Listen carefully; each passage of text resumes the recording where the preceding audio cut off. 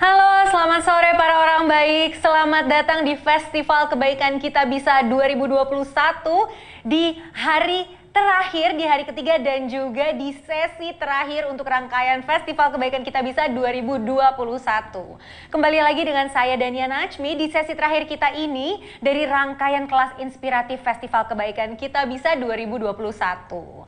Saya ingin mengingatkan kembali kepada teman-teman bahwa Festival Kebaikan Kita Bisa ini adalah sebuah inisiasi dari Kita Bisa yang merupakan sebuah platform galang dana yang memfasilitasi pertemuan para orang baik dan juga penerima manfaat dengan cara berdonasi.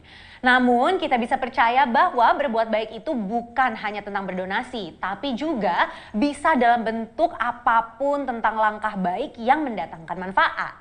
Salah satunya adalah langkah baik dalam berbagi cerita dan juga ilmu inspiratif yang tentunya bermanfaat untuk banyak pihak.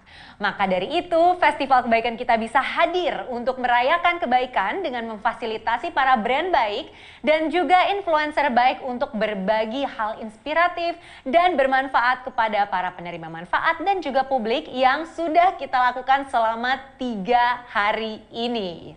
Nah, di saat ini kelas terakhir kita di hari ini datang dari brand baik Prudential Indonesia.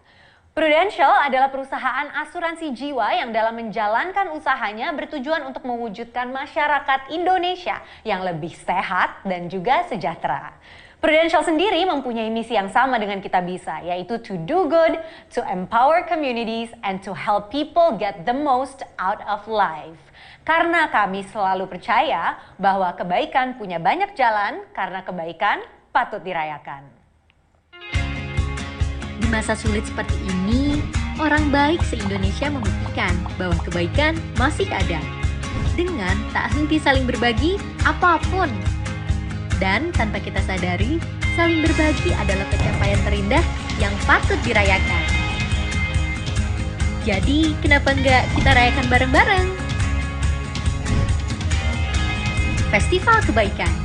Festival berbagi inspirasi dari Kita Bisa untuk orang baik se-Indonesia. Mulai dari tanggal 1 sampai 3 Desember, ikuti rangkaian kelas online untuk berbagi inspirasi. Dari beragam pembicara inspiratif lintas kalangan.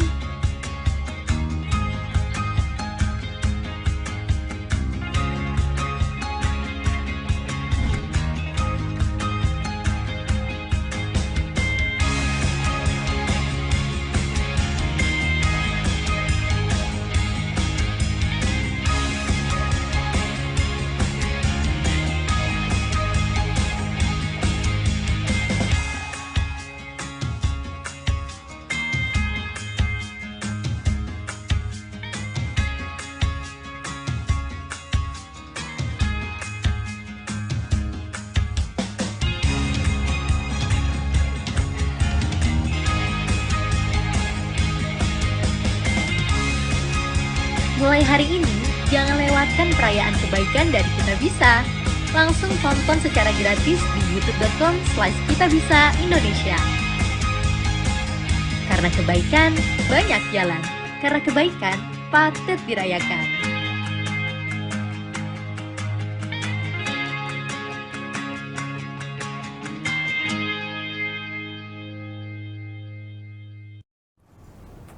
Nah teman-teman, di kelas terakhir ini kami masih mengajak kalian semua untuk berbagi hal inspiratif yang teman-teman dapatkan di Festival Kebaikan Kita Bisa melalui akun sosial media teman-teman. Agar kebaikan yang sudah didapatkan selama 3 hari kebelakang ini dapat tersebar luaskan dan menginspirasi teman-teman yang lain yang belum berkesempatan hadir. Jadi jangan lupa untuk share, dan untuk teman-teman yang beruntung akan mendapatkan hadiah berupa saldo dompet kebaikan Kita Bisa senilai Rp100.000 yang bisa diakses melalui aplikasi Kita Bisa.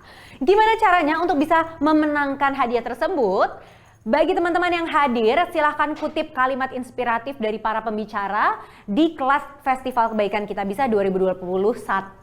Kemudian jangan lupa screenshot kelas yang dihadiri, kemudian upload quote inspiratif dan juga foto tersebut di akun sosial media teman-teman. Boleh di Twitter atau boleh juga di IG Story dengan fitur @yours. Dan yang paling penting supaya kita bisa track kalau teman-teman sudah post adalah jangan lupa mention @kitabisa.com dan juga gunakan hashtag Festival Kebaikan Kita Bisa. Nah, teman-teman, hari ini ada kelas yang menarik sekali ya dari Prudential Indonesia, yaitu kelasnya adalah melek finansial antara puan dan cuan. Tapi ya sebelum itu teman-teman, saya ingin mengucapkan selamat datang kepada para teman-teman yang sudah hadir di Zoom kita hari ini. Halo, selamat sore teman-teman yang sudah hadir di Zoom. Semoga sehat-sehat ya semuanya. Hai hai. Baik, dan saya juga ingin mengucapkan selamat datang kepada para perempuan hebat lainnya yang turut hadir di YouTube Live. Halo teman-teman semua, walaupun kita belum bisa berjumpa secara langsung dan tidak bisa melihat mukanya ya, tapi semoga pesan yang ingin kita sampaikan hari ini bisa sampai juga ke kalian. Nah, saya juga ingin mengucapkan selamat datang kepada pembicara kita, tapi sayangnya sepertinya sedang ada gangguan teknis ya, jadi kita akan tunggu dulu. Dan sebelum kita masuk ke dalam materi sambil menunggu pembicara kita hari ini masuk ke Zoom kelas kita ya, mari kita doakan agar bisa segera masuk. Saya ingin sedikit bercerita ya soal kenapa sih kelas ini tuh menurut kita penting sekali untuk dibahas ya di Festival Kebaikan Kita Bisa 2021. Kenapa kita sebagai perempuan ini harus melek finansial dan kenapa sih perempuan yang menjadi fokusnya di hari ini? Nah, seperti yang kita ketahui ya, perempuan Indonesia itu sekarang sudah banyak banget bisa membuktikan kehebatannya, termasuk ya teman-teman mengambil andil dalam pertumbuhan ekonomi, baik di lingkup kecil seperti keluarga sampai ke tingkat negara ya. Nah, banyak sekali kita jumpai perempuan hebat yang nggak hanya bisa menghidupi dirinya sendiri tapi juga keluarga, bahkan juga orang lain. Dan hal ini tuh patut sekali untuk dirayakan. Salah satunya dengan kelas ini berbagi tips dan trik dengan Prudential Indonesia yang diwakili oleh Mbak Yulinda yang ternyata sudah masuk ke Zoom kelas kita. Aku sapa-sapa dulu ya. Halo Mbak Yulinda, selamat sore. Halo Mbak Dania, apa kabar? Baik, sehat-sehat ya Mbak Linda ya.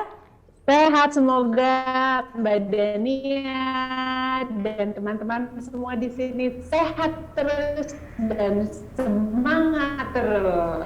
Baik, Mbak Linda koneksinya aman sudah? Semoga aman ya sampai akhir kelas nanti ya, Mbak Linda ya. Ya, amin, amin. Baik Mbak Linda, kita nggak sabar banget ya untuk mendengarkan materi dari Mbak Yulinda Basir. Nah, tapi ya teman-teman, sebelum kita masuk ke dalam sesi talks bersama Mbak Yulinda, saya ingin ajak teman-teman semua untuk mengisi survei singkat terlebih dahulu. Caranya gampang banget, silakan teman-teman akses link yang ada di chat box Zoom maupun yang ada di live chat YouTube dan menjawab pertanyaan yang tertera di link tersebut. Silakan teman-teman klik link yang sudah dikirimkan oleh panitia di chat box Zoom maupun di YouTube Live. Kalau sudah mengklik link tersebut, silakan untuk masukkan nama dan ditunggu sampai survei ini akan kita mulai ya.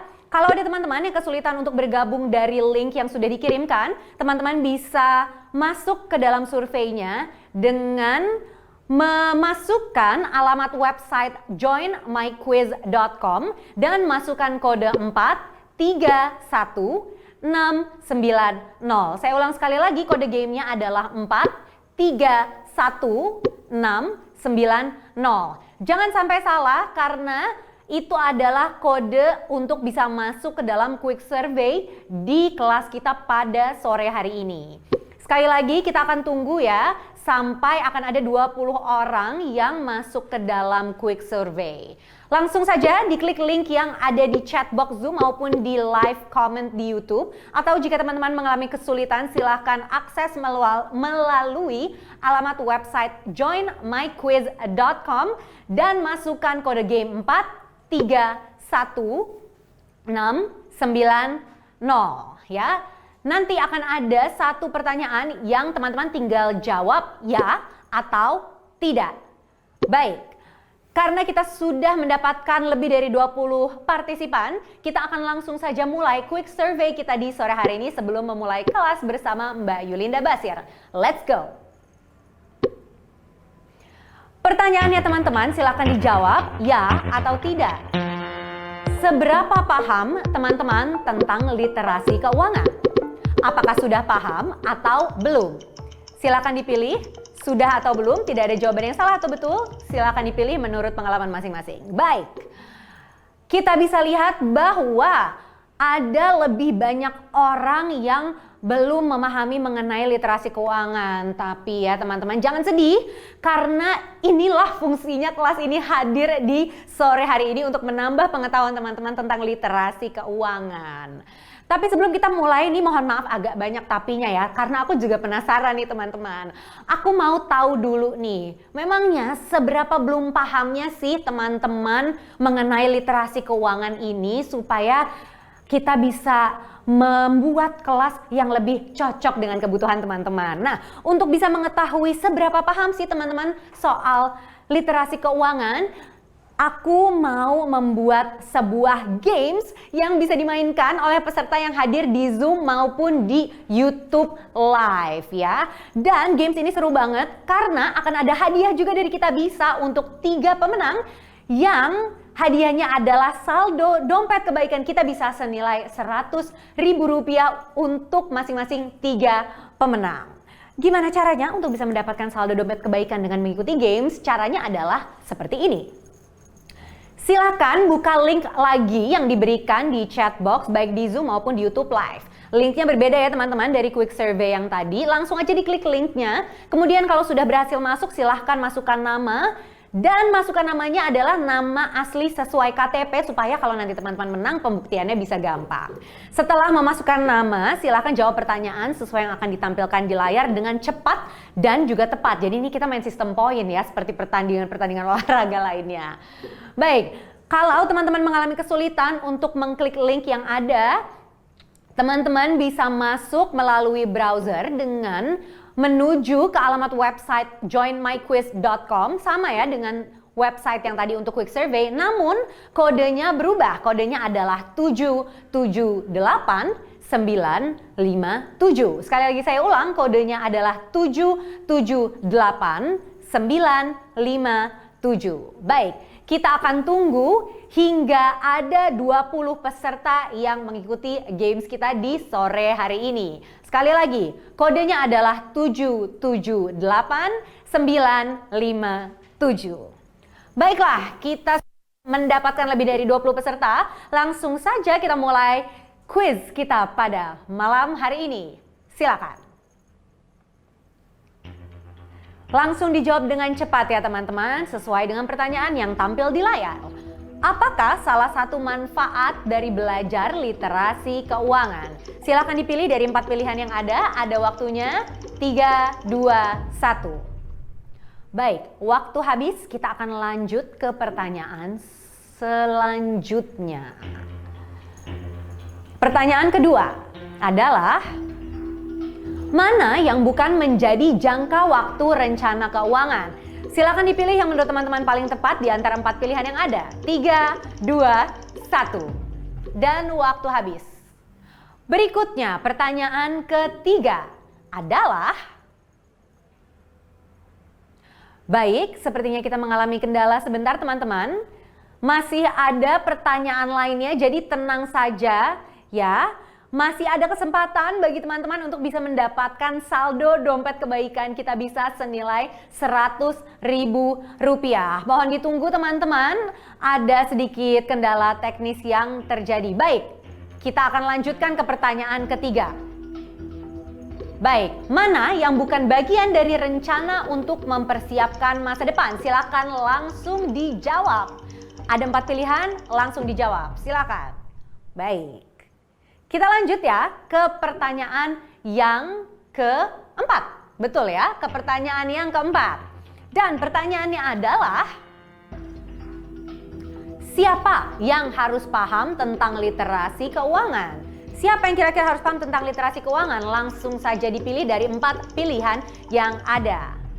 Oke, kita masuk ke pertanyaan terakhir, betul ya? Baik. Masih ada kesempatan untuk bisa memenangkan hadiah dari Kita Bisa. Dan pertanyaannya adalah, apakah itu literasi keuangan? Silakan langsung dipilih yang menurut teman-teman paling benar. Baiklah teman-teman, kita akan umumkan pemenangnya di akhir acara ya. Jadi untuk teman-teman jangan sampai keluar duluan, karena siapa tahu teman-teman menang hadiahnya adalah berupa saldo dompet kebaikan senilai Rp100.000 untuk 3 pemenang. Baiklah teman-teman, sudah cukup banyak ya kita bermain games, tadi juga sudah mengisi survei. Aku yakin teman-teman pasti sudah tidak sabar untuk bisa mendengarkan materi melek finansial antara Puan dan Cuan yang akan dibawakan oleh Mbak Yulinda Basir selaku Head of Customer and Sales for Services Prudential Indonesia. Mari langsung saja kita sambut Mbak Yulinda Basir. Halo Mbak, selamat sore. Selamat sore Mbak. Sore Mbak Linda, gimana? Sudah siapkah memberikan materi ke teman-teman di hari ini? Insya Allah siap, selalu siap untuk berbagi karena kita bisa, ya Mbak Dania. Benar-benar keren nih Mbak Yulinda ya, walaupun hari sudah malam di hari Jumat. Baik, sebelum kita mulai, aku mau mengingatkan juga teman-teman bahwa teman-teman dipersilahkan untuk bertanya selama sesi kelas berlangsung. Nah, untuk bertanya, silahkan langsung ketikkan pertanyaan teman-teman di kolom chat Zoom maupun di YouTube Live dengan format nama, spasi lokasi, spasi pertanyaan. Nanti pertanyaan-pertanyaan ini akan kami kumpulkan dan akan kami pilih untuk didiskusikan bersama dengan Mbak Yulinda setelah materi berakhir ya. Aku ingatkan tidak perlu menunggu hingga setelah sesi pemaparan materi. Teman-teman kalau ada pertanyaan silahkan langsung bertanya di kolom chat Zoom maupun YouTube Live dengan format nama, spasi lokasi, spasi pertanyaan teman-teman seperti apa. Baik, langsung saja saya serahkan sesi kali ini kepada Mbak Yulinda untuk memaparkan materi mengenai melek finansial antara Puan dan Cuan, persembahan dari Prudential Indonesia. Terima kasih Mbak Dania. Selamat sore, menjelang malam untuk teman-teman semua. Perkenalkan saya Yulinda Basir. Saya sore ini ingin berbagi bersama teman-teman semua ya. Jadi saya juga belum jago-jago banget sih teman-teman ya. Tetapi kita namanya berbagi boleh ya. Kita akan berbagi apa aja yang sebagai pribadi saya udah kerjakan gitu. Semoga nanti bermanfaat ya buat teman-teman. Karena kita percaya perempuan-perempuan, puan-puan itu udah pastilah pada bisa pinter-pinter gitu ya. Yuk kita sekarang kenalan dulu ya. Sebelum kita mulai ya, kita kenalan dulu dengan Prudential. Boleh dimulai slide-nya.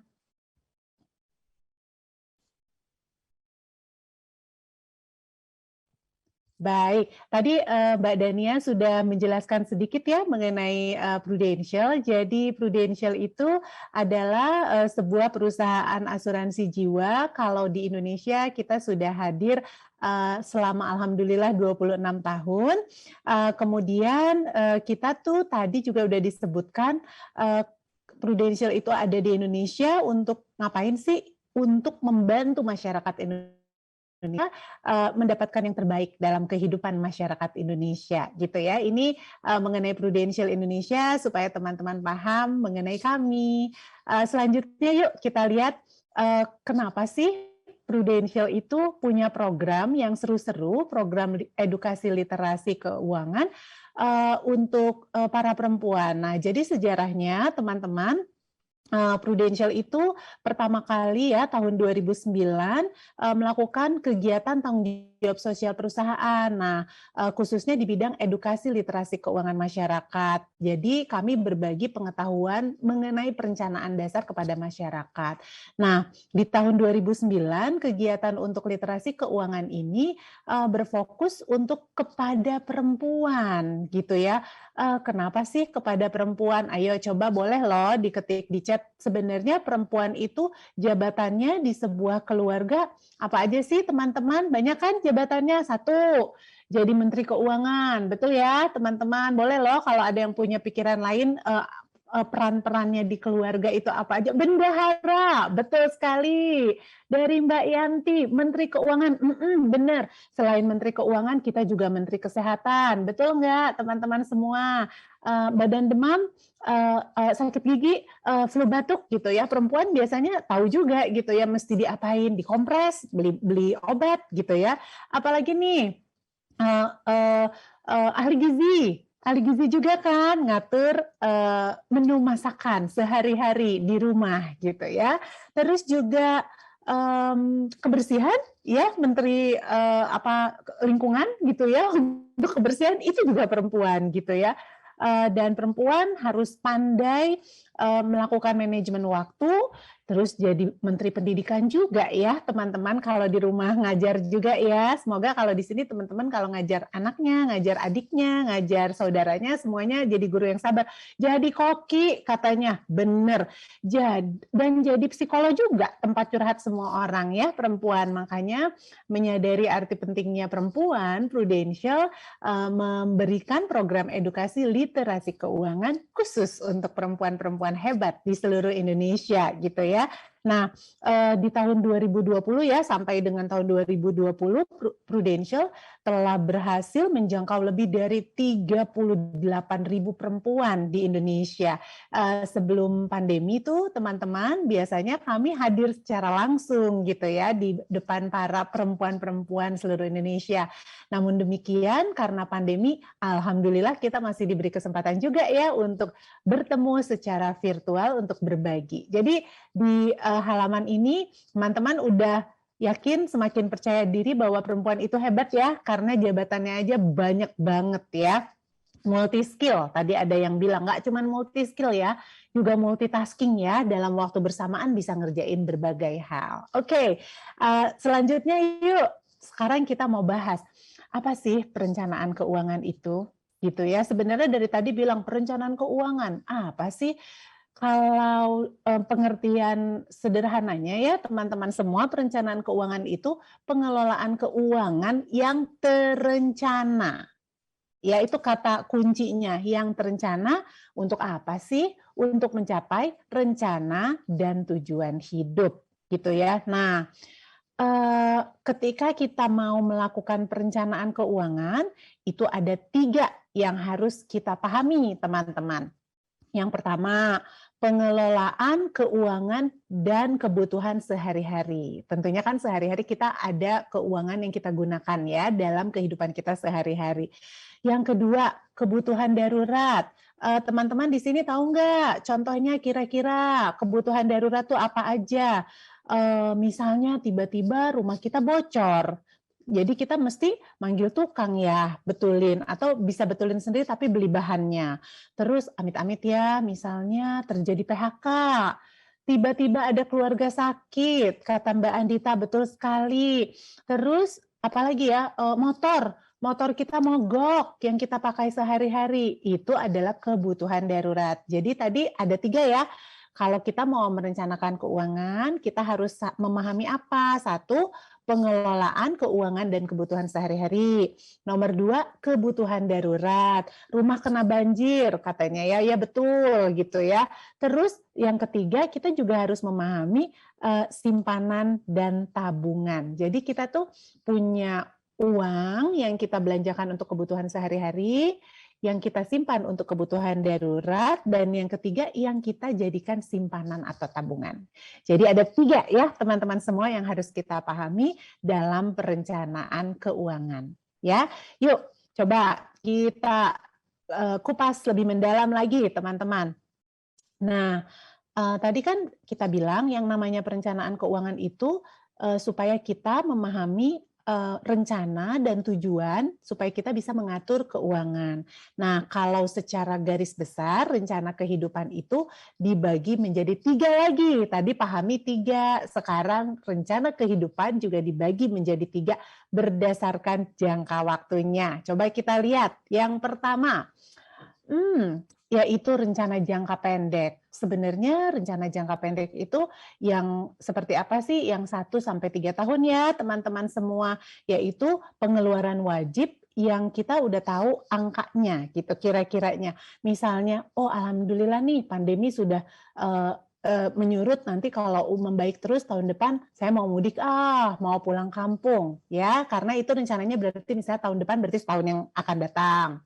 Atau mau liburan, atau apa tuh namanya, kalau begitu dalam 1 sampai 3 tahun saya mau nabung, dan saya mau nabungnya fokus untuk kondisi darurat. Jadi rencana dalam perencanaan keuangan ada 3. Nomor 1 rencana jangka pendek 1 sampai 3 tahun. Yang kedua, jangkanya itu jangka menengah teman-teman, yaitu antara 3 sampai 10 tahun. Misalnya nih, rencana ada yang mau menikah, rencana ingin memiliki kendaraan pribadi, atau ingin mengembangkan usaha, misalnya punya warung, terus nanti suatu saat warung saya maunya saya tambahin jualannya gitu ya, teman-teman semua. Nah itu jadi yang kedua, rencana jangka menengah dari 3 sampai 10 tahun.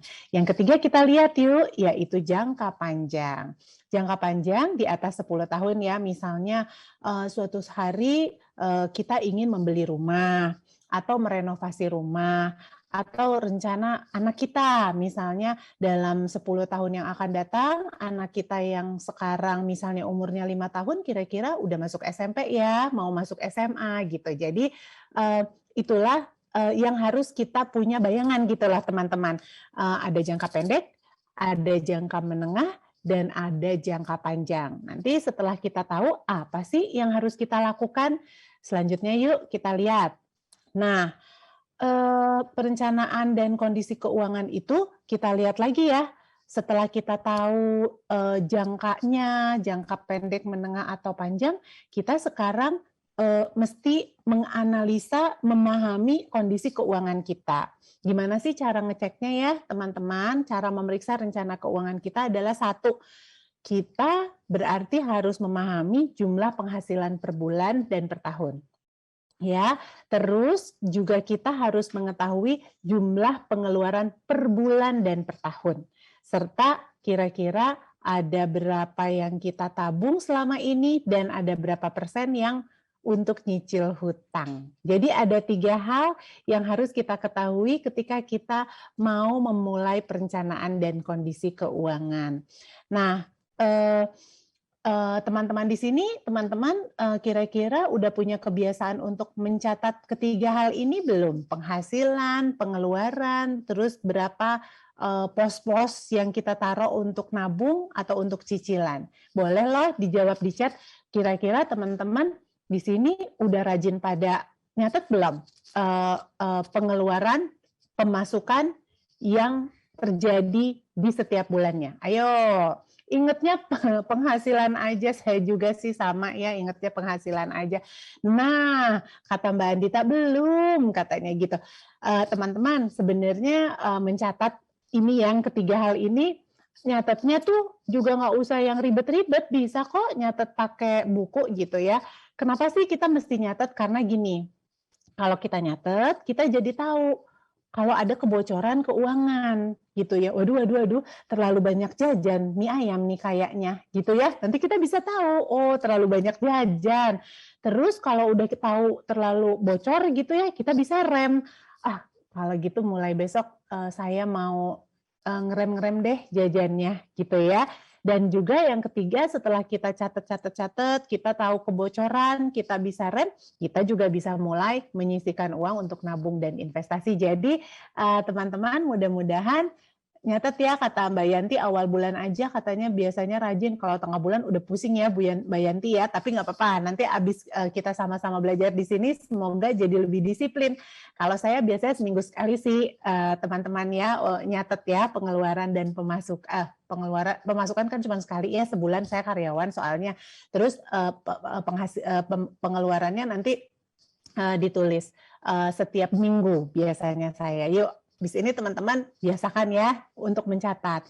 Nah, terus dalam perencanaan dan kondisi keuangan, setelah kita tahu, memahami penghasilan, pengeluaran, jumlah yang selama ini kita tabung, untuk teman-teman yang sudah menikah, hal yang paling penting dalam melakukan perencanaan dan kondisi keuangan adalah kita harus punya satu visi sama suami. Ya, nggak bisa berjalan sendiri kalau teman-teman di sini sudah berumah tangga. Jadi harus ngobrol gitu ya, harus dibicarakan. Karena itu kan harus saling mendukung gitu ya. Nah, visi misi bersama dengan suami, dengan pasangan itu sangat penting ya teman-teman, supaya perencanaan dan kondisi keuangannya disepakati bersama, dijalani bersama gitu ya, dan saling seia sekata selalu. Cie ya, betul Bunda kata Mbak Rini ya, salah satunya betul sekali gitu ya. Baik, sekarang tadi kesimpulannya ya dari yang tadi saya udah ceritakan, boleh lanjut kita lihat lagi. Kebutuhan pokok dan rutin serta tabungan itu penting. Tadi kita udah jelasin ya, kita harus ngecek kebutuhan pokok, terus kebutuhan yang rutin, terus nabung itu penting. Nah, nanti kita juga akan bahas sebenarnya memiliki proteksi asuransi juga nggak kalah pentingnya buat teman-teman semua supaya teman-teman dan keluarga tetap terlindungi. Kenapa sih perlu asuransi gitu ya? Kalau diibaratkan nih teman-teman, ketika kita membangun rumah, tentunya kita ada atapnya ya, supaya kalau panas nggak kepanasan, kalau hujan nggak kehujanan. Nah, sebenarnya punya asuransi juga penting. Kenapa? Supaya perencanaan keuangan itu tetap tercapai apabila terjadi hal-hal yang kita tidak inginkan. Misalnya, nomor satu, misalnya pencari nafkah meninggal dunia. Nah, kalau kita ikut asuransi, maka atas jiwa pencari nafkah akan dikeluarkan sejumlah uang pertanggungan yang menjamin membantu para keluarga tetap bisa mencapai perencanaan keuangannya. Atau misalnya asuransi rumah. Kalau rumah kita misalnya kebakaran, nah dari pihak asuransi kerugian akan bisa mengcover atau membayarkan kerugian yang terjadi atas kebakaran tersebut. Jadi teman-teman pahamilah bahwa asuransi itu seperti atap dalam sebuah rumah gitu. Jadi supaya perencanaan keuangannya berjalan terus, kalau ada sesuatu risiko yang tidak kita harapkan, perencanaan keuangan tetap akan bisa kita jalankan karena kita sudah alihkan risikonya ke perusahaan asuransi. Ya, baik. Sekarang yuk kita lihat bagaimana caranya mengelola pendapatan. Ya, ke slide berikutnya ya. Nomor satu, kita tetapkan tujuan. Udah tahu nih biasanya tujuannya apa nih? Untuk pendidikan anak, untuk naik haji, untuk apalagi ya tadi melebar warungnya mau diperbesar, mau beli kendaraan gitu. Tujuannya udah jelas. Terus menyusun anggaran kira-kira perlunya berapa. Nah, sesudah itu kita pahami berarti kalau udah tahu tujuannya itu untuk apa, kita udah tahu berarti misalnya dalam 5 tahun anak saya yang sulung akan masuk kuliah, berarti dalam 5 tahun itu saya harus nabung atau berinvestasi berapa ya gitu. Jadi harus, dan setiap orang pasti punya tujuannya masing-masing, nggak bisa disamain. Nah, kalau saya bertemu dengan para perempuan di seluruh Indonesia, salah satu yang saya sama-sama ingatkan adalah pola pikir nih teman-teman. Pola pikirnya adalah pola pikir jadul ya, orang-orang zaman dulu. Bukan deng, maksudnya pola pikir saya zaman dulu adalah kalau udah gajian, saya keluarin dulu uang, kalau nanti ada sisa, baru deh ditabung. Itu pola pikir yang lama tuh seperti itu teman-teman. Teman-teman yang ada nggak yang kayak gitu? Jadi ya udah kalau dapat uang, pokoknya beli ini kebutuhan pokok, kalau ada sisa baru deh ditabung. Nah itu tuh pola pikir lama ya teman-teman, karena kalau kayak gitu apa ujung-ujungnya? Nggak ada yang ditabung ya, biasanya ya udah habis duluan. Nah kalau pola pikir yang baru kelihatannya teman-teman di sini langsung pada senyum ya, kayaknya sama sih kayak saya juga dulu gitu ya, kadang-kadang saya juga masih tergoda seperti itu sampai sekarang ya. Nah kalau pola pikir baru nanti teman-teman begitu dapat penghasilan langsung disisihkan dulu untuk nabung. Biasanya para perempuan terus nanya gini, Mbak gimana mau nabung? Orang buat kebutuhan sehari-hari aja nggak cukup. Kayaknya kalau dipaksain sebenarnya masih bisa sih teman-teman ya para perempuan di sini. Jadi misalnya dapat penghasilan ya udah nabung semampunya. kenapa saya garis bawahi kata semampunya? Sebenarnya nabung itu menimbulkan kebiasaan baik. Jadi kalau udah terbiasa, jadi tiap bulan tuh kita akan udah otomatis menyisihkan sebagian uang untuk nabung.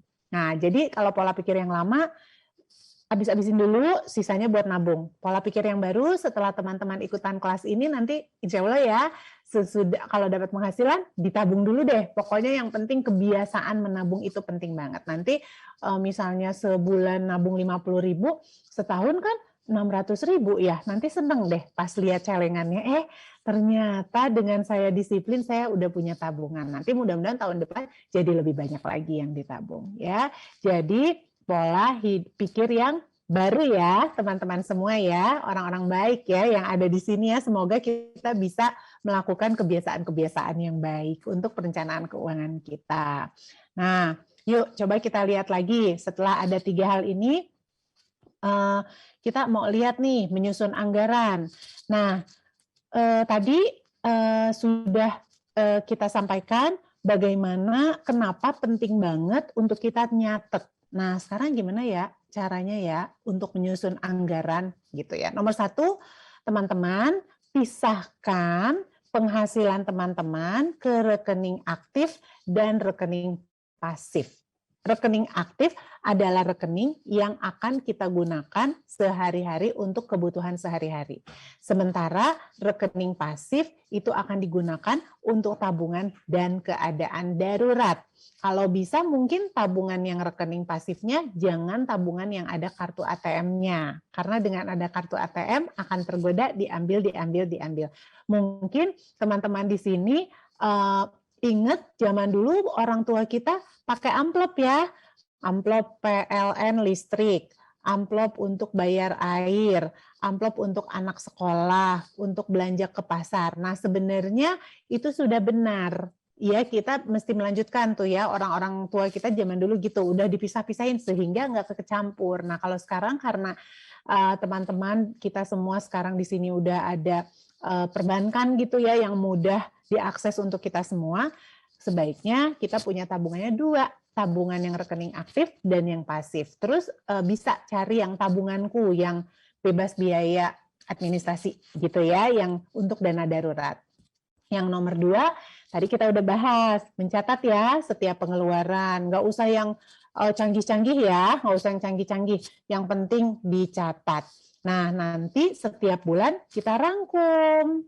Ya, kita rangkum seperti yang tadi saya bilang. Jadi kita bisa lihat apakah ada kebocoran, apakah ada pengeluaran yang sebenarnya bisa direm, yang bisa kita alihkan buat tabungan.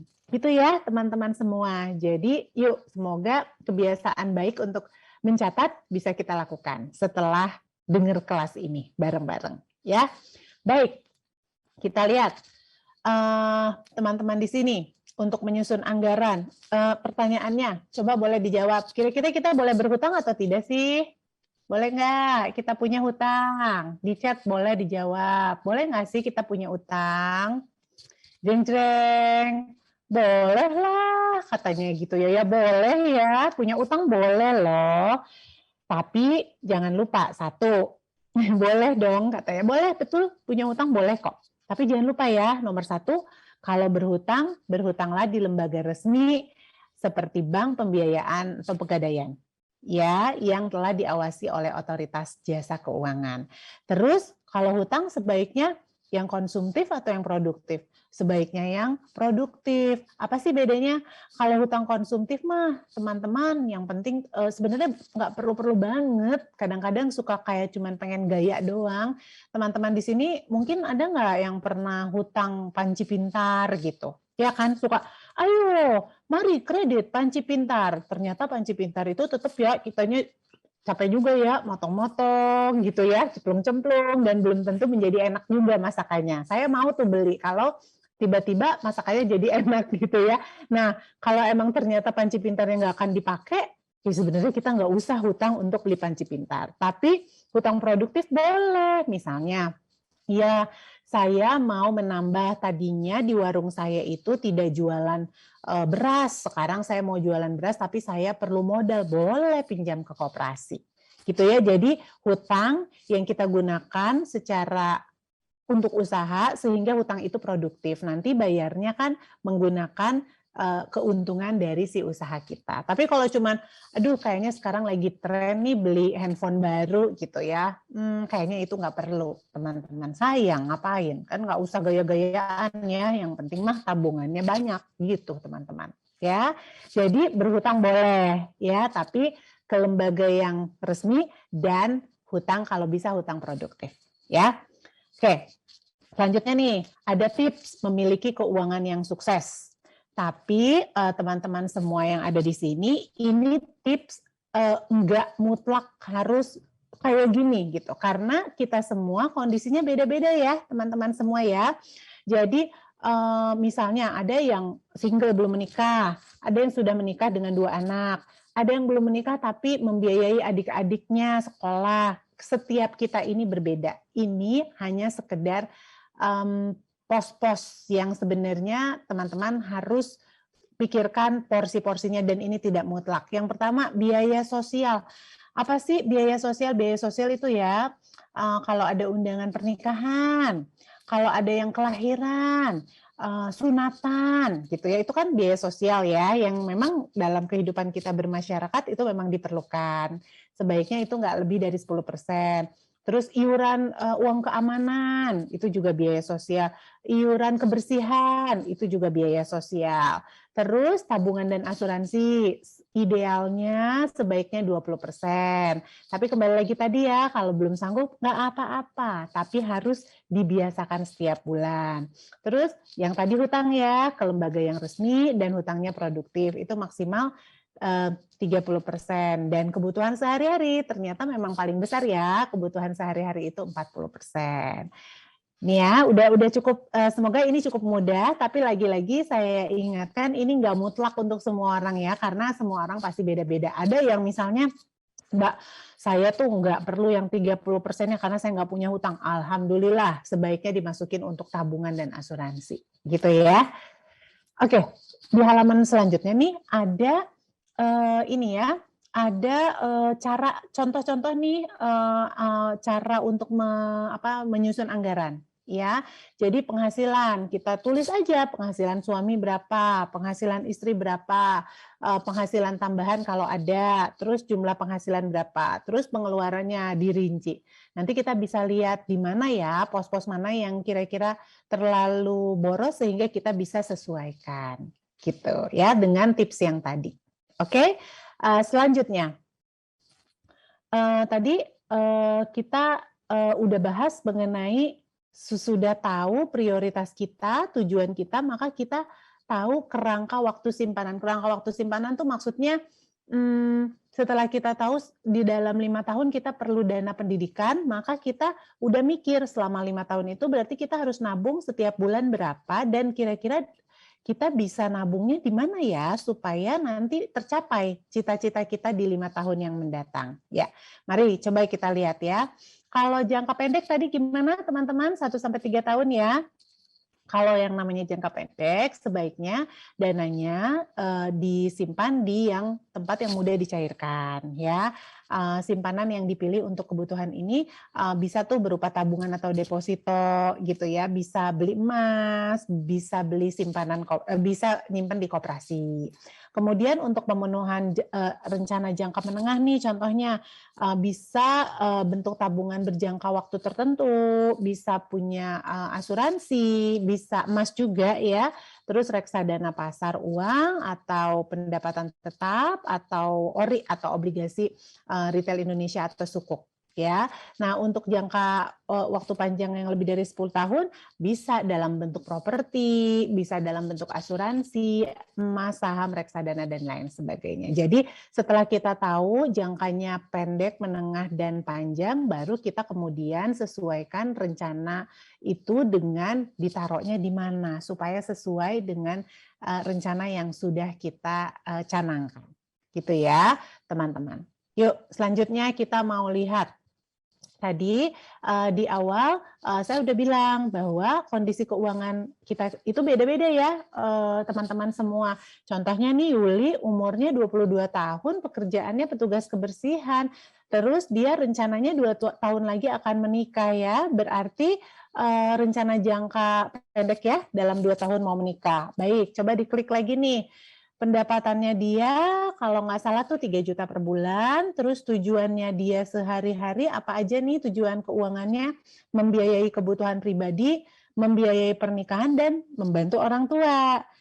Nah, kira-kira tantangannya apa ya buat Yuli? Boleh diklik lagi, memahami bahwa menabung itu kan penting, tapi godaan belanja saat diskon. Nah, teman-teman di sini kalau diskon itu kadang-kadang ikutan nggak? Kayak Mbak Dania senyum-senyum dari tadi kayaknya mungkin mengingat diri sendiri ya. Saya tuh ya teman-teman termasuk yang suka tergoda kalau ada diskon padahal barangnya tidak saya perlukan. Gitu ya. Jadi gini, diskon gitu. Beli apa ya? Contohnya apa ya tuh? Alat pembersih pel yang kinclong gitu ya. Kalau beli 2 gratis 1, jadi beli 2. Padahal sebenarnya lagi nggak perlu ya teman-teman. Nah itu kadang-kadang kita harus pikir sebenarnya kita lagi perlu nggak barang diskon. Kalau nggak perlu ya nggak usah dibeli gitu ya. Cuman kadang-kadang kalau perempuan tuh ya mumpung diskon nanti di rumah alat pengepel, ember, apa padahal udah ada kan di rumah. Cuman karena diskon kita beli. Nah sebaiknya kita tahan godaan, ya jaga keimanan ketika diskon. Untuk Yuli kayak gitu, karena dia udah punya rencana, oh jangan deh, saya kan harus bantu orang tua, saya harus nabung untuk menikah, dan saya harus cukupin kebutuhan sehari-hari. Ya, yuk kita lanjut ya. Itu sebagai contoh aja ya, teman-teman semua. Sekarang, oh iya, bagaimana nih Yuli merencanakan keuangannya? Boleh diklik selanjutnya. Dia tuh kan berarti udah mandiri, dia mau memasuki tahapan kehidupan keluarga. Berarti yang menjadi kebutuhan utamanya Yuli apa aja? Boleh tolong diklik lagi.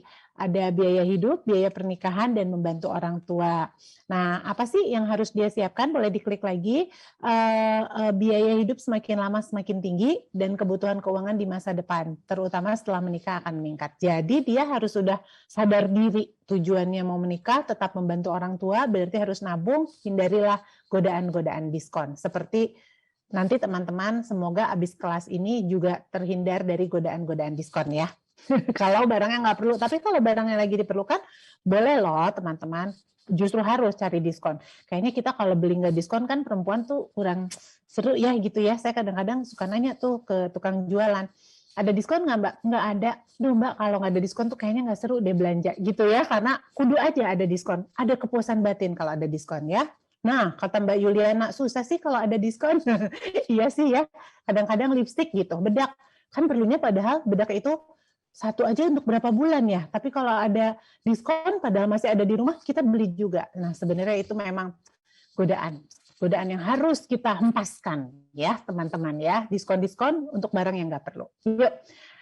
Nah, setelah tadi kita belajar, contoh tadi ada hidupnya Yuli, sekarang saya mau tanya nih, boleh dijawab di kolom chat ya. Kira-kira teman-teman semua bisa bedain nggak sih kebutuhan dan keinginan? Bisa tidak? Membedakan kebutuhan dan keinginan. Apa sih kebutuhan itu? Apa sih keinginan itu? Kebutuhan itu ya teman-teman, hal yang harus kita miliki. Kalau nggak kita miliki, ya hidup kita nggak lancar gitu ya. Contoh, sehari-hari kebutuhan kita makan. Sehari-hari kebutuhan kita perlu, selama kita pandemi ini ya kan, semuanya virtual. Berarti perlu beli pulsa atau data. Karena kalau nggak bisa sekolah, itu namanya kebutuhan. Tapi kalau keinginan, soalnya ini kamera kurang bagus ya yang handphone ini, jadi saya mau beli handphone yang baru supaya kalau lagi kelas itu muka saya kelihatan kinclong, muka saya kelihatan cakep. Nah itu keinginan teman-teman, kan nggak perlu. Yang penting datanya ada, kameranya berfungsi, mic-nya suaranya juga berfungsi, gitu ya. Jadi ini penting sekali. Nah, paling susah kata Mbak Yanti ya membedakan menekan keinginan. Keinginan itu kadang-kadang ya udah kita gitu aja sih mikirnya teman-teman. Kalau saya nggak beli emang saya jadi kelaparan ya? Enggak ya kayaknya. Ya udah itu berarti keinginan. Nah kita gimana sih caranya supaya bisa memprioritaskan kebutuhan? Tidak lain dan tidak bukan cuma satu sih caranya, yaitu disiplin. Gitu ya teman-teman. Nah sekarang tadi kita udah mengenal ya apa itu perencanaan keuangan, kira-kira pos-posnya itu yang paling penting apa aja yang harus kita siapkan, apa itu kebutuhan darurat, memisahkan rekening dan lain sebagainya. Sekarang kita mau mengenal nih otoritas jasa keuangan. Terus juga kita ingin tahu lembaga jasa keuangan dan produk-produk keuangan. Ya, saya yakin teman-teman di sini sebenarnya udah pinter sih ya. Apa sih otoritas jasa keuangan? Boleh berikutnya ya. Otoritas jasa keuangan itu teman-teman semua adalah badan negara yang berfungsi menyelenggarakan sistem pengaturan. Jadi yang mengatur lembaga jasa keuangan. Boleh slide berikutnya ya.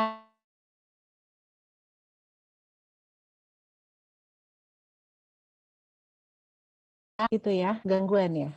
Bentar. Yulinda, bisa mendengar aku kah? Yulinda, halo. Baik teman-teman. Oke, sekarang Mbak Yulinda sudah terdengar suaranya. Iya, sorry, tadi sempat putus ya. Iya, sorry. nggak apa-apa Mbak. Oke, sudah bisa dilanjutkan ya Mbak? Kita lanjutkan. Boleh balik dulu ke slide yang otoritas jasa keuangan ya.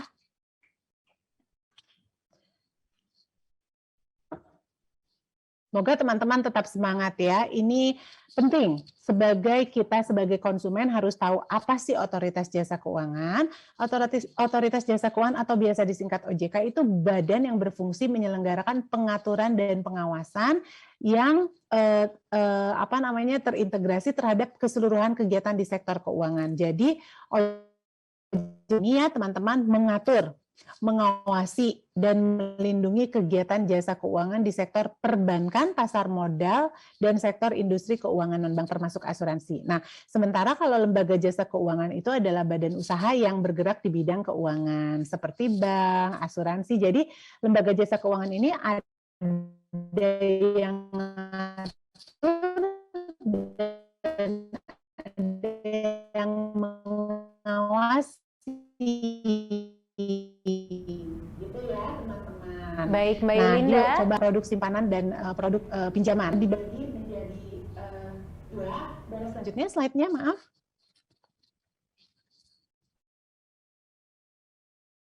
Nah, jadi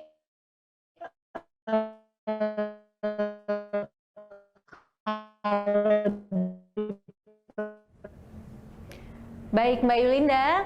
Mohon maaf Mbak, sepertinya suaranya terputus-putus lagi. Produknya secara garis besar ya teman-teman. Nomor 1 produk simpanan, itu ada tabung. Baik Mbak Yulinda, bisa mendengar suaraku kah? Mohon maaf sebelumnya Mbak. Ada deposito berjangka, ada giro. Terus kalau pemilikan rumah, kredit tanpa agunan, produk perbankan secara garis besar bagi dua. Apa itu produk? Testing 1, 2, 3. Tadi sempat terputus waktu penjelasan di slide yang saat ini sedang ditampilkan. Sempat terputus di awal, tapi yang sebelumnya tadi lancar, terputus di depan saja. Baik, Mbak Yulinda, apakah bisa mendengar suaraku dengan jelas, Mbak? Baik teman-teman, kita akan tunggu sebentar ya sambil kami coba selesaikan juga permasalahan teknis ini. Sambil menunggu Mbak Yulinda, jika ada teman-teman yang punya pertanyaan tentang beberapa materi yang tadi sudah disampaikan oleh Mbak Yulinda, silakan langsung saja ditanyakan melalui kolom komentar. Mohon maaf, melalui kolom chat di Zoom maupun kolom live chat di YouTube Live. Silakan tanya mengenai materi-materi yang tadi sudah disampaikan atau mungkin ada pertanyaan-pertanyaan yang berhubungan dengan materinya dengan format nama, spasi lokasi, spasi pertanyaan dari teman-teman apa ya. kita sudah mengumpulkan beberapa pertanyaan, tapi kita masih ada waktu untuk mengumpulkan pertanyaan dari teman-teman lainnya ya. Kalau ada yang punya pertanyaan untuk Mbak Yulinda terkait materinya ataupun mau cerita soal pengalaman teman-teman, itu juga boleh, silakan saja langsung di chat di kolom chat di Zoom maupun di YouTube dengan format nama, spasi lokasi, spasi pertanyaan atau sharingnya teman-teman seperti apa. Dan sambil menunggu Mbak Yulinda akan reconnect, aku juga mau mengingatkan untuk teman-teman berbagi inspirasi di kelas Festival Kebaikan Kita Bisa dengan cara post quote dan juga screenshot dari kelas dan di-upload ke Twitter maupun Instagram Story teman-teman. Baiklah, mari kita coba cek apakah Mbak Yulinda sudah berhasil kembali ke kelas kita di malam hari ini. Mbak Dania, aku udah kembali kayaknya. Oke, nah suaranya sekarang sudah lebih jelas ya Mbak? Baik. Oke, baik Kita Mbak lanjutkan Yulinda. dulu ya. Yes, Oke, tadi baik. terputusnya di materi yang lagi ditampilkan aja di depannya. Kalau yang sebelumnya Baik. tadi sudah clear. Siap Mbak? Oke, jadi ini singkat aja ya, produk perbankan itu ada produk simpanan dan ada produk pinjaman. Ini teman-teman rasanya sih kalau produk perbankan udah cukup akrab ya di teman-teman. Kita lanjutkan ya dengan produk asuransi. Apa sih produk asuransi? Apa sih produk asuransi itu gitu ya? Boleh selanjutnya produk asuransi, terus satunya lagi ya. Nah, asuransi itu kalau menurut Kamus Besar Bahasa Indonesia ya adalah pertanggungan, perjanjian antara dua belah pihak. Jadi yang satu bayar iuran, yang satunya lagi berkewajiban memberikan jaminan sepenuhnya kepada yang bayar iuran kalau ada risiko yang terjadi. Nah, coba kita lihat di slide berikutnya. Asuransi itu dibagi menjadi dua ya teman-teman, ada asuransi umum dan ada asuransi jiwa.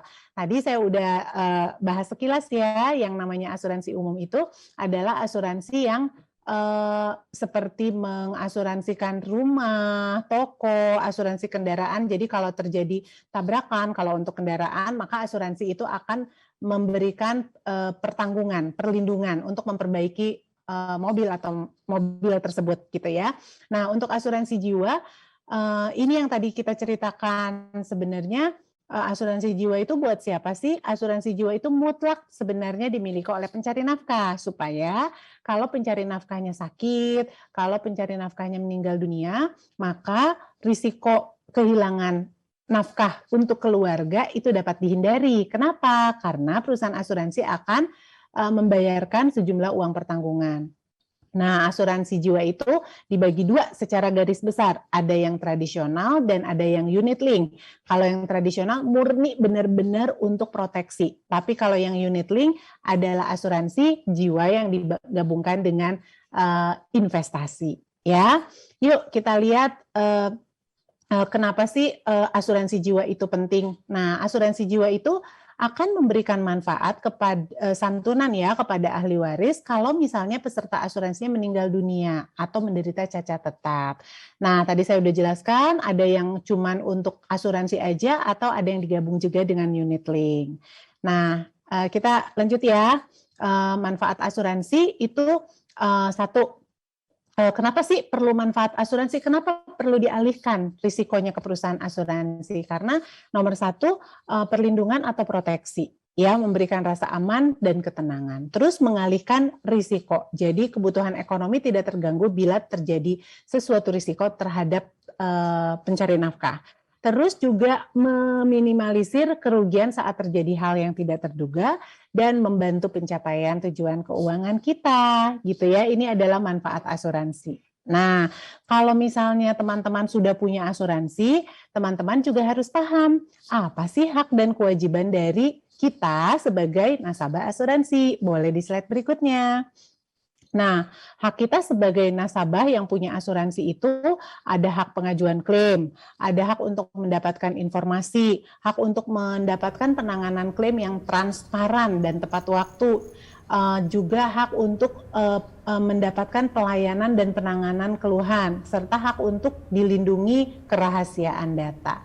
Nah, sementara sebagai nasabah perusahaan asuransi, kita juga wajib untuk memahami kebutuhan kita, memberikan informasi yang akurat, memperbarui informasi kalau misalnya ada perubahan, bayar premi tepat waktu, dan menyediakan dokumen penunjang klaim bila kita mau mengajukan klaim. Jadi itu hak dan kewajiban nasabah asuransi. Ya, itu aja sih mengenai asuransi. Kita coba lihat ya teman-teman, apakah teman-teman juga sudah tahu bahwa selain lembaga keuangan yang umum, kita juga ada sekarang juga sudah tumbuh di mana-mana lembaga keuangan syariah. Boleh ke slide berikutnya ya untuk lembaga keuangan syariah. Nah, lembaga keuangan syariah itu juga sama ya teman-teman. Ada yang di bank, itu ada juga yang saham syariah juga sudah mulai ada, asuransi syariah juga sudah mulai ada, dan akadnya ya kalau di syariah namanya akad ijarah gitu ya. Jadi alhamdulillah di masyarakat Indonesia saat ini kita bisa punya pilihan ya teman-teman, tergantung dari preferensinya kita, mau yang syariah atau mau yang konvensional ya. Selanjutnya ini adalah juga produk-produk syariah lainnya ya, ada obligasi, kemudian ada reksadana syariah ya. Selanjutnya, teman-teman, apakah tahu mengenai fintech? Ayo, coba tulis di kolom chat. Teman-teman tahu nggak sih mengenai fintech ini atau financial technology? Kita sering nyebutnya pinjol katanya, pinjaman online. Sebenarnya itu cuma salah satu dari produk fintech ya. Sebenarnya financial technology itu adalah sistem yang dibangun guna menjalankan transaksi keuangan yang spesifik gitu ya. Jadi sebenarnya dia produknya juga macam-macam, ada untuk penggalangan dana, ada untuk penyaluran modal usaha gitu ya. Nah, kalau kita masuk ke dalam transaksi di financial technology ini, kita harus selalu berhati-hati dan hanya bertransaksi di lembaga keuangan yang tadi kita udah jelasin ya, harus yang sudah disetujui dan diawasi oleh lembaga OJK. Ya, teman-teman, ingat selalu ketika kita mau bertransaksi apapun dengan lembaga jasa keuangan, pastikan bahwa lembaga jasa keuangan itu sudah direstui dan diawasi oleh otoritas jasa keuangan. Gitu ya. Oke, baik, selanjutnya. Selain juga kita pahami, teman-teman juga harus kalau mau bertransaksi keuangan, pahami juga pajak ya, pajak-pajak yang berlaku dalam setiap produk jasa keuangan yang teman-teman miliki.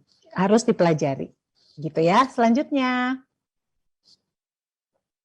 Nah, sebagai konsumen, teman-teman itu juga punya hak untuk melakukan pengaduan. Makanya tadi bertransaksilah dengan lembaga jasa keuangan yang diawasi oleh OJK. Kenapa? Karena di OJK juga diatur mengenai pengaduan. Pengaduan itu apa sih? Pengaduan itu komplain, keluhan ya, teman-teman. Kalau teman-teman punya pengaduan gitu, kalau punya ketidakpuasan, teman-teman itu punya cara untuk mengadukan ke lembaga jasa keuangan tersebut. Jadi kita tuh teman-teman harus jadi konsumen yang pintar ya. Konsumen yang pintar adalah konsumen yang memahami produk yang dibeli dan juga memahami kalau misalnya terjadi pengaduan, kita mau kemana ya? Boleh slide berikutnya. Nah, pengaduan itu kalau ke OJK namanya kontak OJK ya, di nomor 157. Tapi dia hanya akan melayani kalau lembaga jasa keuangannya memang sudah terdaftar dan diawasi oleh OJK. Makanya saya tadi ngingetin berkali-kali harus yang udah terdaftar dan diawasi OJK. Mau pinjaman online ataupun mau nabung, mau beli mau deposito dan lain sebagainya, cek dulu itu lembaga jasa keuangannya apakah terdaftar dan diawasi OJK. Biasanya teman-teman bisa lihat di websitenya kalau dia emang udah terdaftar dan diawasi OJK, maka akan ada lambang OJK-nya di websitenya perusahaan tersebut. Yuk, selanjutnya. Nah, Tadi kita udah bahas soal perencanaan keuangan, udah bahas soal asuransi, produk-produk perbankan, otoritas jasa keuangan, financial technology. Nah, teman-teman, tapi kalau saya lihat di sini mah kayaknya masih pada muda-muda ya, masih pada milenial kali ya badannya, tapi mungkin awet muda juga. Nah, nggak ada salahnya juga ya kita tahu DPLK dan BPJS Ketenagakerjaan. Apa sih DPLK gitu ya? DPLK itu adalah dana pensiun lembaga keuangan ya. Jadi dana pensiun yang dibentuk oleh bank atau perusahaan asuransi jiwa. Nah, kalau BPJS Ketenagakerjaan program jaminan sosial terdiri dari ada jaminan hari tua, ada kecelakaan kerja, ada kematian dan dana pensiun. Selanjutnya tinggal 2 slide lagi ya, mengenal koperasi. Teman-teman, di Prudential kami punya koperasi yang didirikan karena kita tuh karyawan-karyawan punya koperasi, terus kita jualan merchandise, bikin-bikin barang cendera matanya Prudential gitu. Jadi kita punya kegiatan bareng untuk bikin koperasi, kita ada setoran tiap bulan, dipotong dari gaji, seru deh teman-teman. Nah, mungkin teman-teman juga di lingkungan tempat tinggalnya ada ya koperasi ya. Beberapa jenis koperasi, misalnya koperasi konsumsi, koperasi pemasaran, boleh slide berikutnya ya. Terus koperasi produksi, koperasi jasa, dan koperasi usaha. Sepertinya itu aja materi dari saya, teman-teman dan Mbak Dania. Dan saya senang sekali bila nanti teman-teman ada pertanyaan, saya insya Allah coba jawab ya. Selama bisa saya jawab, mudah-mudahan pertanyaannya nggak sulit-sulit ya. Terima kasih. Baik, terima kasih banyak Mbak Linda atas pemaparannya. Memang agak cukup banyak ya, tapi menurut aku ini bisa merangkum apa yang kita sebagai perempuan itu memang harus ketahui ya Mbak Linda ya. Nggak hanya soal pencatatan aja, baik pemasukan dan pengeluaran juga, tapi kita juga harus tahu mengenai produk-produk keuangan yang ada dan juga instrumen-instrumennya untuk membantu kita ke depannya ya Mbak, mencapai goal finansial kita di kemudian hari. Benar ya Mbak ya? Betul banget, 100 buat Mbak Dania. Aku tadi agak tertohok loh Mbak Linda soal diskonan karena baru saja terjadi. Benar-benar baru kemarin aku seperti itu, dan aku yakin teman-teman juga, tapi ini proses ya Mbak untuk bisa menuju ke kesehatan finansial kehidupan kita ke depannya ya Mbak ya. Benar, jadi Mbak Dania merencanakan keuangan itu juga seni ya, karena nggak ujuk-ujuk jadi gitu, enggak, terus nikmati aja prosesnya gitu ya, nikmati prosesnya, nanti lama-lama tambah disiplin, tambah pinter, yang penting mah ada niat. Tapi kan teman-teman di sini orang-orang baik semua ya, pasti niatnya mau praktekin sedikit-sedikit, lama-lama jadi disiplin banget gitu ya Mbak Dania ya. Yes, dan semoga materi yang disampaikan Mbak Linda tadi bisa membantu teman-teman ya untuk melangkah lebih jauh dan lebih baik lagi ke depannya. Nah Mbak Linda, kita sekarang akan masuk ke sesi tanya jawab. Kita sudah ada beberapa pertanyaan yang kita kumpulkan dari kolom chat Zoom maupun YouTube Live. Aku akan bacakan ya Mbak, kemudian Mbak Linda silakan jawab. Yang pertama ada pertanyaan dari Kak Fisya dari Bogor. Pertanyaannya seperti ini Mbak Linda. Kebutuhan darurat itu apakah sama dengan dana darurat, atau kebutuhan darurat yang dimaksud adalah pos bulanan, sementara dana darurat itu pos terpisah yang diisi setiap bulan? Oh baik, mungkin saya perjelas ya Mbak Dania. Dan tadi maaf siapa yang tanya, Mbak? Kak Fisya. Mbak Kisya. Fisya. Oh Fisya. Ya. Baik Mbak Fisya, terima kasih atas pertanyaannya. Jadi dana darurat artinya dari penghasilan kita tiap bulan atau penghasilan tiap minggu ya, terserah ya. Ada yang tiap minggu, ada tiap bulan, kita sisihkan menjadi sebagiannya untuk dana darurat. Nah, si dana darurat ini nanti kita gunakan bila terjadi hal-hal yang sifatnya darurat. Yang tadi kita udah bahas ya, contohnya rumah bocor, motor mogok. Jadi uangnya tidak mengganggu aliran dana sehari-hari karena kita udah punya dana darurat untuk kebutuhan darurat. Semoga menjawab, Mbak Fisya. Baik, terima kasih Mbak Linda. Kita lanjut ya Mbak ke pertanyaan selanjutnya. Ada dari Kak Andi Prima. Pertanyaannya, Kak sebaiknya mencatat anggaran pengeluaran atau pemasukan di notes buku sebaiknya mencatat anggaran pengeluaran atau pemasukan itu di notes buku catatan aplikasi ya biar mudah. Dan gimana caranya supaya kita bisa konsisten mengatur keuangan terutama pengeluaran? Baik, nyatetnya bebas lah ya, nyatetnya mau di mana aja. Yang penting dicatat. Maaf ini aku terputus lagi ya kayaknya ya. Enggak, Mbak Linda lancar. Oh enggak, Aman, lancar. Yes. Oke, baik. Nah jadi sebenarnya kalau mencatat ya bebas. Kalau aku jawab bebas, mau mana aja. Tapi sekarang memang banyak sekali ya Mbak Dania dan teman-teman aplikasi yang menyediakan secara mudah untuk kita nyatet. Jadi preferensi teman-teman aja deh, yang penting mah disiplinnya teman-teman semua, mau nyatetnya ditulis tangan, mau nyatetnya pakai yang buku kayak buku ada garis-garisnya itu buku akuntansi boleh, mau pakai Excel biasa boleh, tapi yang penting dicatat gitu ya. Yang kedua tadi gimana ya caranya supaya disiplin, gimana ya Mbak Dania supaya disiplin? Supaya disiplin ingat-ingat lagi prioritas kita ke depan ya.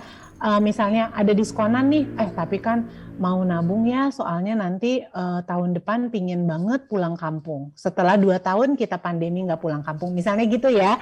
Jadi inget-inget tujuannya.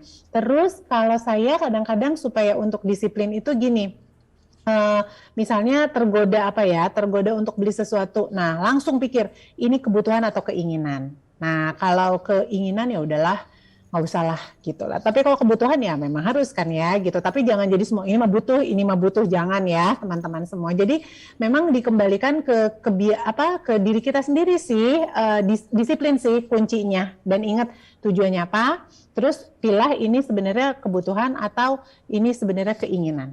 Itu sih tips pribadi ya. Mungkin setiap orang juga pasti punya tips yang beda-beda. Tapi kalau saya sih itu ya. Gitu. Memang sih tergoda-goda itu sering banget lah ya gitu. Tapi ya dibiasakan, dipikir dulu lah gitu ya. Semoga menjawab. Terima kasih. Baik Mbak Linda. Kalau saya sukanya ditinggal dulu Mbak. Kalau lihat di e-commerce, kalau udah lihat saya exit aja dulu. Kalau kepikiran nanti bisa coba kita cek-cek lagi ya. Kirain dimasukin ke keranjang badannya. Oh betul, tapi nggak di check out ya Mbak ya? Enggak. Soalnya kalau masuk keranjang lihat totalnya sakit hati, jadi langsung ditutup. Itu benar. Benar. Benar. Tapi tipsnya badannya kayaknya benar juga. Nanti seminggu lagi lihat lagi. Betul. Emang masih perlu atau enggak? Thank you. Nanti aku praktekin juga nih. Asik. Ya. Oke, semoga membantu juga ya teman-teman buat yang denger dicontek-contek. Oke Mbak, masih ada pertanyaan lagi nih. Emang keren banget ya teman-teman malam ini antusias ya membahas soal kemampuan finansialnya nih. Selanjutnya ada pertanyaan dari Kak Yanti dari Bekasi. Pertanyaannya Mbak, pengelolaan keuangan yang baik apakah ada standarnya? Misalnya berapa persen untuk menabung, investasi, dan kebutuhan sehari-hari? Bagaimana Mbak Linda? Tadi sebenarnya pos-posnya udah saya jelaskan ya. Jadi gini, tapi apakah ada standarnya itu tuh agak sulit kalau kita bikin standar ya. Karena apa? Karena kan kehidupan kita beda-beda gitu ya. Ada yang kita membantu orang tua.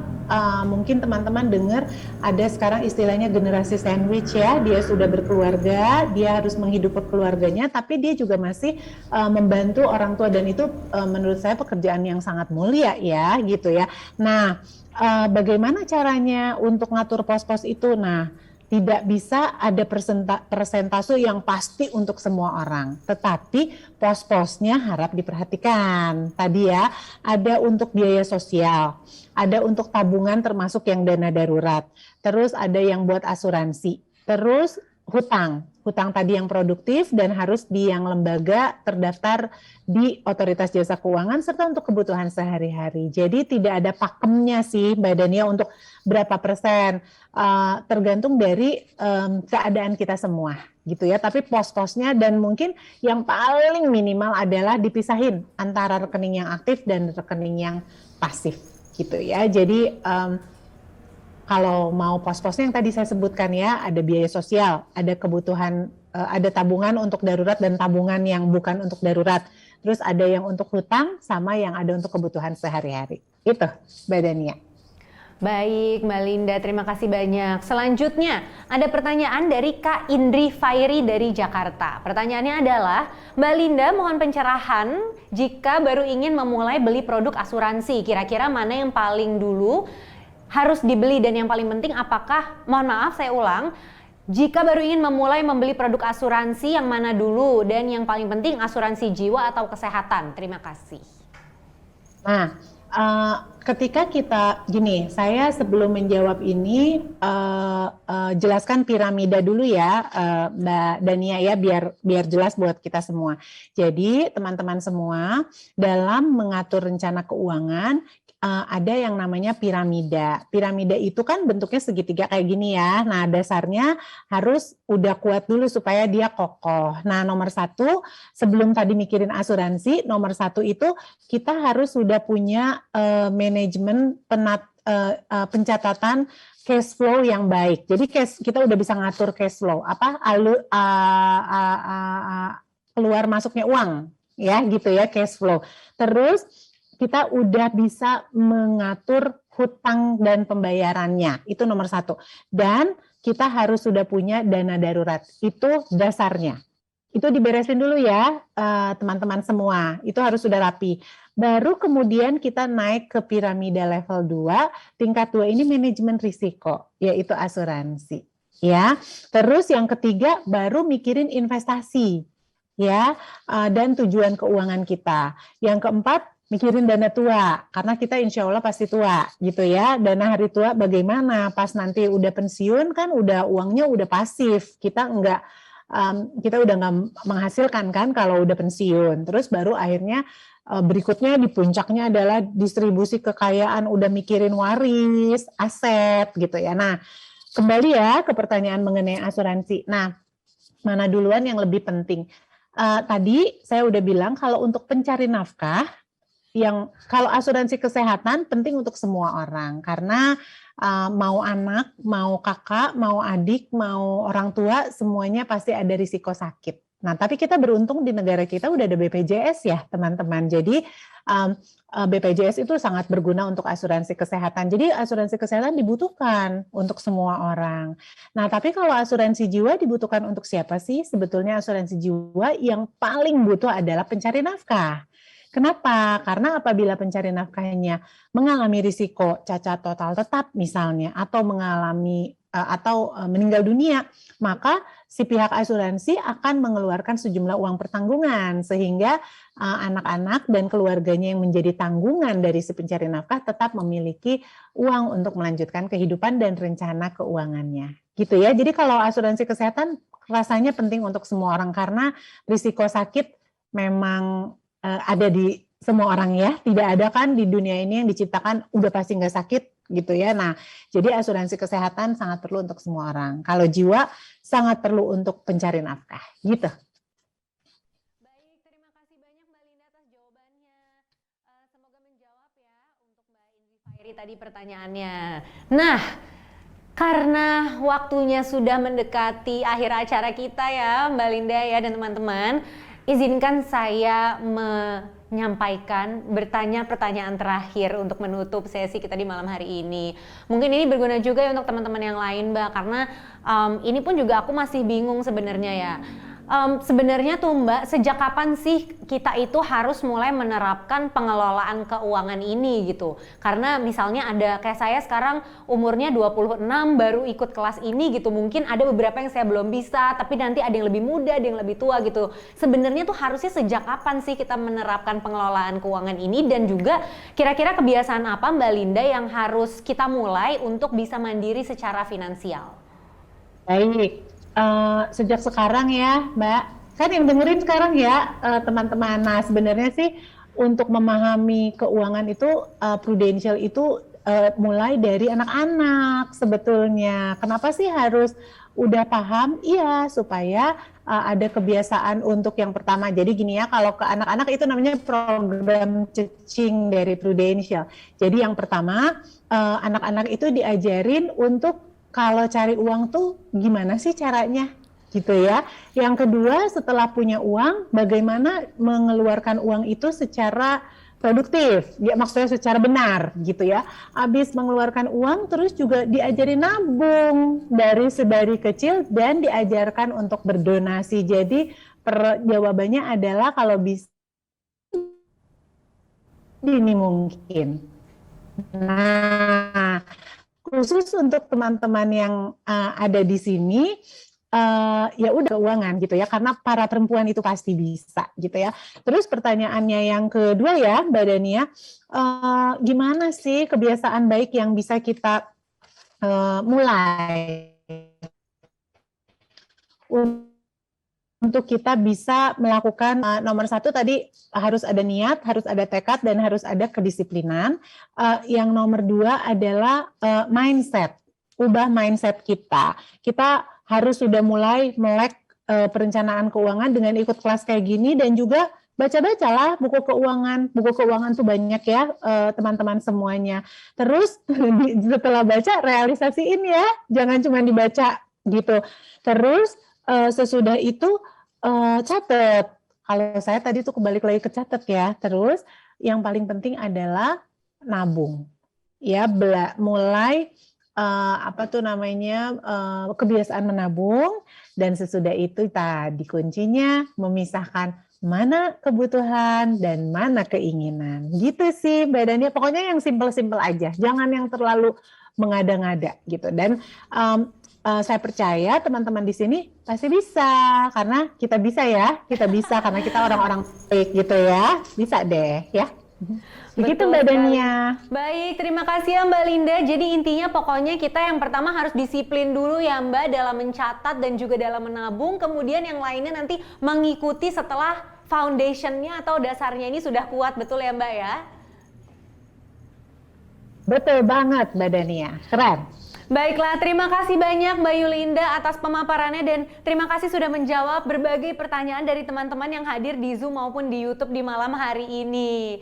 Nah, kita sekarang sudah ada di penghujung acara, tapi sebelumnya saya ingin mengingatkan bagi teman-teman bahwa kita sudah 3 hari ini dan juga ada terakhir di malam ini sudah berbagi kebaikan dan berbagi inspirasi dengan berbagai macam brand baik dan juga influencer baik. Yuk kita share juga apa yang sudah kita dapat selama 3 hari kebelakang dan juga di malam ini dengan cara mengutip kalimat inspiratif dari pembicara, kemudian di screenshot kelas yang teman-teman ikuti dan di-upload ke Twitter ataupun Instagram story teman-teman, supaya nih kita bisa berbagi kebaikan dan juga inspirasi yang kita dapatkan di 3 hari ini. Jangan lupa juga yang paling penting supaya kita bisa lihat kalau teman-teman ini sudah berbagi kebaikan, jangan lupa untuk mention @kitabisa.com dan juga sertakan hashtag Festival Kebaikan Kita Bisa. Nah, teman-teman, sesuai janjiku karena sudah di penghujung acara, aku mau mengumumkan pemenang kuis kita di awal sesi hari ini. Nah, sudah pada penasaran kan siapa yang akan mendapatkan hadiah saldo dompet kebaikan yang bisa diakses melalui aplikasi Kita Bisa? Langsung saja kita coba lihat siapa sih pemenang dari kuis di sesi sore hari ini. Mari kita lihat, pemenangnya adalah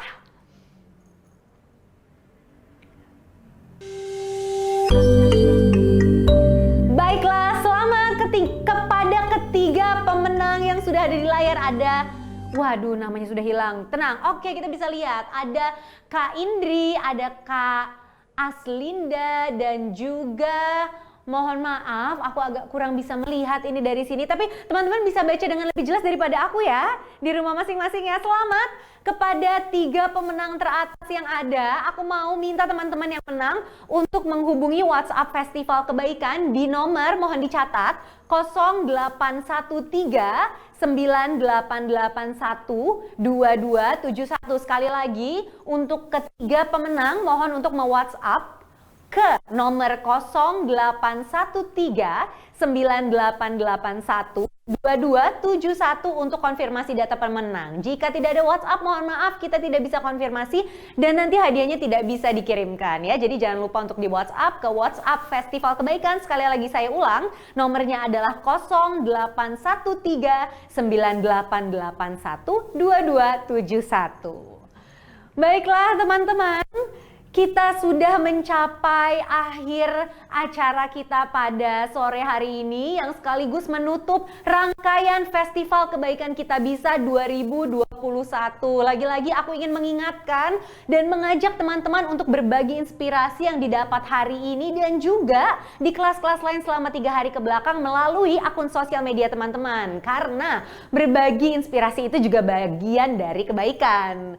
Sekaligus ya teman-teman, saya ingin menginformasikan bahwa ini adalah kelas terakhir di Festival Kebaikan Kita Bisa. Maka saya mewakili Kita Bisa ingin mengucapkan banyak terima kasih kepada seluruh pembicara yang telah menginspirasi kita semua, serta tidak juga saya ingin mengucapkan terima kasih kepada seluruh tamu undangan dan juga publik yang sudah menonton melalui Zoom maupun YouTube Live sejak tanggal 1 Desember ya. Terima kasih banyak dan saya Dania Najmi mohon maaf jika ada salah-salah tutur kata selama 3 hari ke belakang dan sampai jumpa di lain kesempatan. Sehat-sehat ya semuanya. Selamat malam. Di masa sulit seperti ini, orang baik se-Indonesia membuktikan bahwa kebaikan masih ada. Dengan tak henti saling berbagi apapun.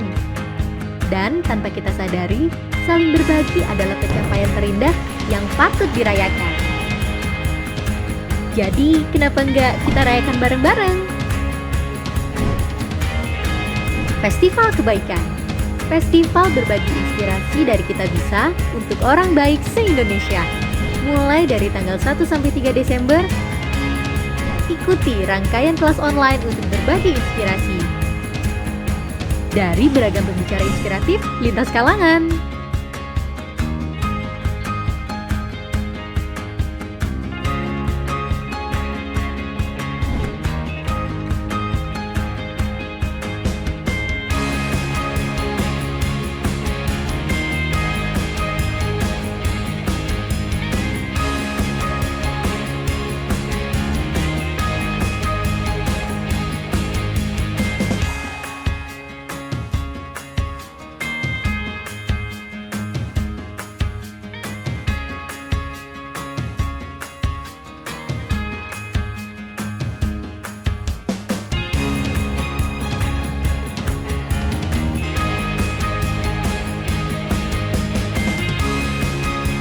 Mulai hari ini, jangan lewatkan perayaan kebaikan dari Kita Bisa. Langsung tonton secara gratis di youtube.com/kitabisa-indonesia. Karena kebaikan, banyak jalan. Karena kebaikan, patut dirayakan.